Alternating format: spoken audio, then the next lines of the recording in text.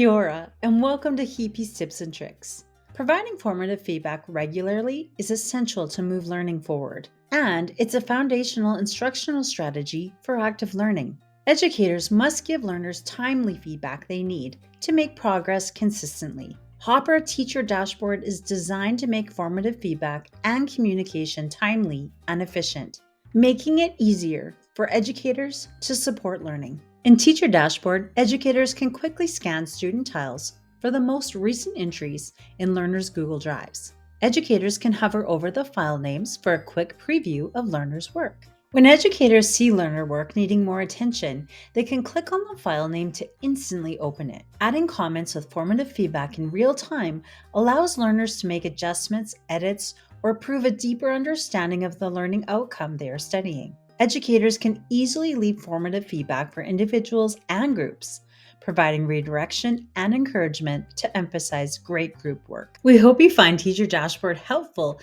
in giving students formative feedback throughout their learning process. Thanks for watching.